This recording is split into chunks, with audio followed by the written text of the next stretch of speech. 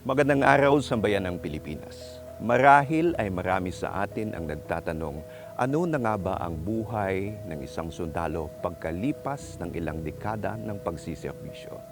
Ngayong gabi, ating kilalanin ang isa sa mga organisasyon na tumutulong at kumikilala sa mga bayaning sundalo pagkatapos ng kanilang paninilbihan sa loob ng sandataang lakas ng Pilipinas.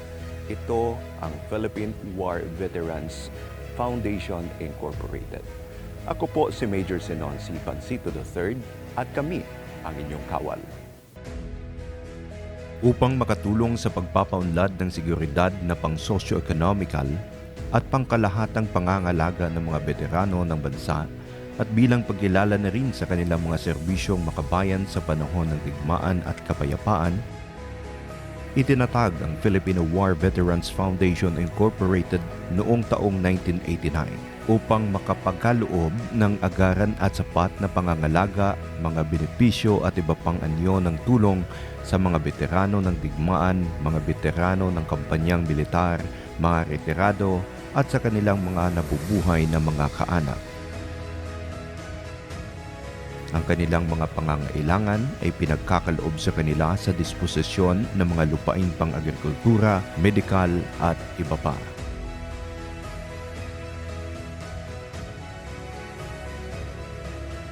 Ang nagtayo ito noon is yung unang-una si the former President Ramos, siya ang brainchild nito.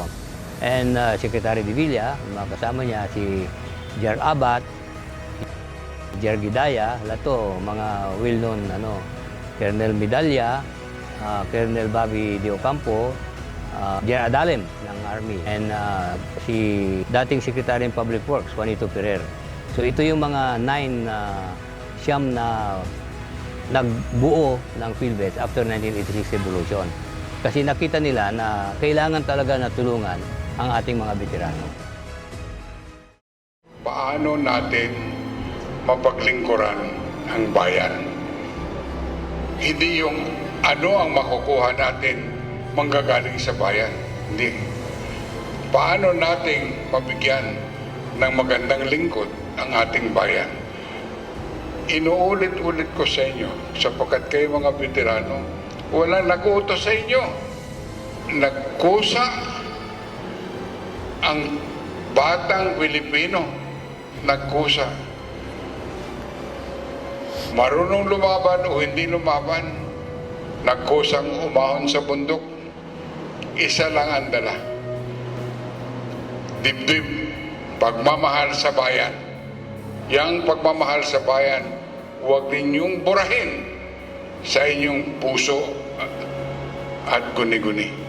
Sapagkat yun ang gumatong sa kalooban ng mga tao magmula sa apari hanggang sa sulo.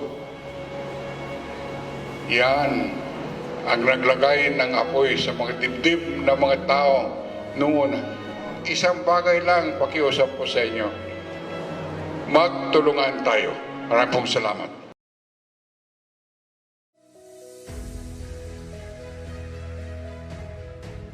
Filvets is to help our veterans from World War II, Korean War, Vietnam War, and the modern veterans. Kasi under the charter ng Filvets, lahat na yan kasama na, lalo na yung mga involved sa counterinsurgency and counterterrorism. On the part of the AP, lahat yan considered veterans. Ang nag-umpisa kasi itong Filvets ay AAP. AAP ang... Kaya yung considered ditong kasama sa Filvets as of now are those that were recruited in 1986. So, 1986 and beyond, hindi pa sila considered as veterans. Kaya ito ang isang tatrabawin natin, especially on the part of the Philippine National Police, kasi considered naman sila na tulad ng mga armed forces after 1986, pareho naman yan, lumalaban sa counterinsurgency, lumalaban sa counterterrorism. So, in effect, veterano rin sila. But for as long as the charter states that that is so, then we have to do another one. Dapat may batas para maayos. May iba't ibang kursong maaaring mapasukan ang mga beterano, retirado at kaanak ng mga ito. Ilan sa mga ito ang cookery, automotive at electronics. Ngunit bago ang lahat, paano nga ba makasali at makapasok sa programang ito? Gaya ng mga kapwa ko sundalo na naghahanap ng mga transition assistance program. So, bilang sundalo, nag-apply po ako dito kasi open naman po siya sa lahat. Pwedeng active, dependents, and about to retire. Yung proseso po ng pag-apply ko is, kasi active military ako, so I have to apply for the personal action form or in form of request. Tapos, i-approve naman ng commander, then recommendation. Apart from that, kailangan may reply si Filvets na you are accepted. Kasi scholar po yung status namin na you are qualified to be enrolled sa, example sa akin, sa cookery.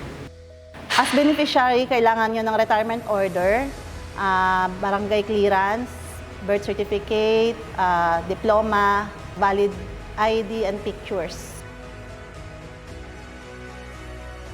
Bago ako nakapag-schooling dito sa Filvets, meron kasing requirements na kinukuha dito sa Office of the Filvets, kagaya ng retirement order. Tsaka yung personnel action form na manggagaling sa command namin, yun po yung requirements na ipapasa namin dito sa Filvets para ma-avail namin yung schooling na kagaya nitong nakuha kong schooling na automotive servicing. Ang requirement dito para makapasok sa Filvets, maka-avail ng training na ito, ay unang-una kung ikaw ay sundalo, active, or pa-retire na sundalo. Pangalawa, sa civilian, pag ikaw ay dependent sundalo, magdala ka ng birth certificate mo, marriage contract, saka yung dependent ID, kailangan yan dito. So, after mo ma-accomplish yung requirement nila, pwede ka na mag-start at mag-undergo ng mga training nila ina-avail para sa mga sundalo at sa kanilang mga dependent. Ang Filvets ngayon, una ay sinusuportan ng Philippine Veterans Affairs Office. Under their mandate, they are supposed to support us. Yung Philippine Investment Development Corporation, PBDEC, nagtutulong din yan. No? By their mandate, tumutulong yan. Yung ating Veterans Federation of the Philippines, tumutulong din yan. Ngayon, yung ibang pundo dyan, nakalikom naman na yung Filvets ng konting pundo. We accept donations from well-meaning people at ito ang ginagamit natin na pang-sustain ng Filvets. And from time to time, we do some fundraising.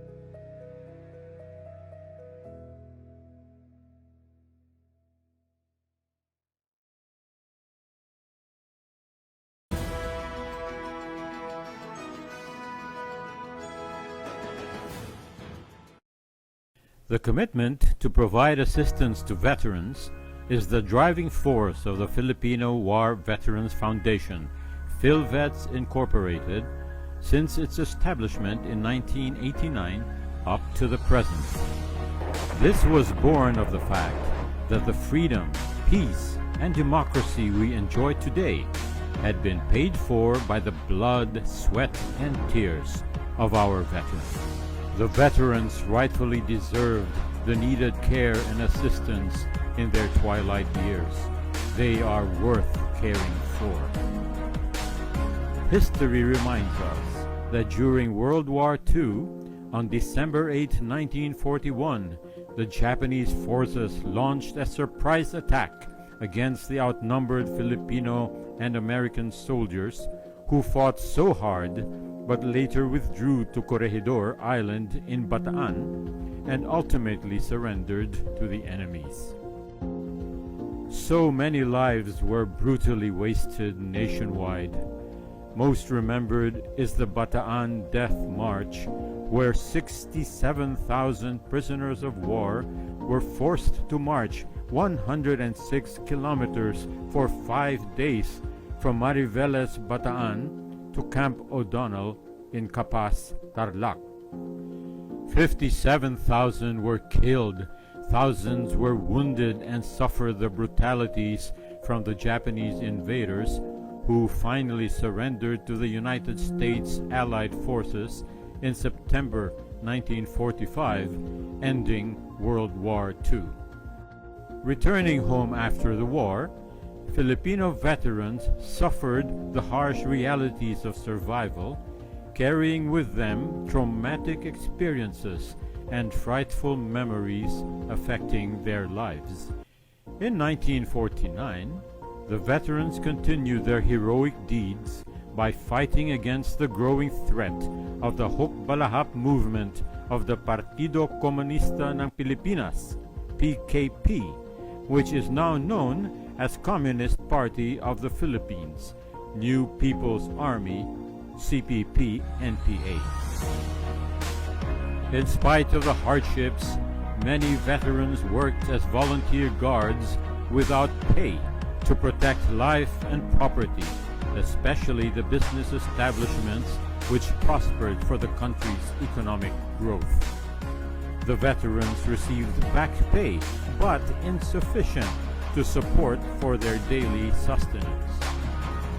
Seeing the sad plight of the veterans, a group of 9 visionary veterans organized the Filipino War Veterans Foundation, Filvets Incorporated, established on May 5, 1989, with then Secretary of National Defense Fidel Valdez Ramos, who later became president, as the founding chairman. The vision of the foundation is to ensure that veterans are afforded the privilege of a dignified and decent way of life. With this vision, Filvets vigorously pursued the following mission: establish, maintain, and make available services and assistance to veterans such as medical health care, socio-economic and related services. Perpetuate, promote, preserve, and maintain the ideals, principles, and deeds the veterans fought for. Pursue other projects which the Foundation may consider as necessary and desirable to attain its purpose and objectives. Presently, Filvets' organizational structure speaks of top management composed of 15 members of the Board of Trustees, headed by Chairman Renato S. De Villa, providing direction, guidance, and supervision of mandated programs and activities implemented by the Executive Director and Chief Operating Officer. Filvets' Board of Trustees and Executive Director are former generals of the Armed Forces of the Philippines and Philippine National Police and prominent business leaders sympathetic to the cause of veterans. In a usufruct agreement with the Basis Conversion Development Authority, through the efforts of Chairman Renato De Villa, a 5,000 square meter lot at Pamayanang Diego Silang, Barangay Ususan, Taguig City, was acquired in 2004, where Filvets building was constructed and inaugurated in 2007. All benefits of Filvets programs are given free to the veterans and their dependents. Medical health care assistance program undertaken by the medical outreach clinics, medical and dental missions, and cataract surgeries. Technical vocational education program undertaken by Filvets Skills Training Center. On medical healthcare assistance, Filvets have established 15 medical outreach clinics in selected areas nationwide to provide free monthly medical consultation and medicines. Medical and dental missions are conducted to reach out to veterans living in far-flung areas to provide free medical consultation, medicines, clinical procedures, wheelchairs, walking canes, and reading glasses. higit 300 mga veterano ang tumanggap ng serbisyong medikal tulad ng libreng konsultasyon sa dugo, blood sugar, ECG, libreng bunot ng ngipin, libreng gamot at iba pa. Namahagi rin sila ng libreng wheelchair para sa mga pasyenteng nangangailangan nito. Na katulad din ng ibang mga organisasyon na hindi nila nakakalimutan yung mga World War II veteran. And in 2011, Filvets launched its free cataract surgery done by an ophthalmologist surgeon in a reputable hospital. On technical vocational education, Filvets Skills Training Center regularly conducts TESDA-registered courses since 1999 for veterans and their dependents to give them a better chance of finding decent jobs or put up their own livelihood business. Computer System Servicing Course, Automotive Servicing Course, Cookery Course, and Refrigeration and Air Conditioning Course. Salamat namin dahil binigyan kami ng skill, lalo na po itong course namin sa refrigeration. Starting 2002, soldiers who are about to retire are accepted at Filvets Skills Training Center to help them transition from military to civilian life. Filvets had served 60,000 beneficiaries since its founding in 1989. The foundation is the only non-government organization that consistently provided medical healthcare assistance and technical vocational education benefit to veterans and dependents. Its operational and administrative requirements are sustained through donations and contributions from supporters sympathetic to the veterans. With high hope, Filvets is looking forward to your unwavering support to be our partner in this humanitarian endeavor for our unsung heroes, the veterans who once suffered, sacrificed, and offered their lives to defend and protect our country and people. They are now in their twilight years, waiting for your kindness and generosity. Wise men say, what you give and do to yourself stays with you, but what you give and do to veterans are patriotic acts that will be left engraved in their hearts, a legacy that remains eternal. Maraming salamat po sa inyong tulong at malasakit sa ating mga veterano.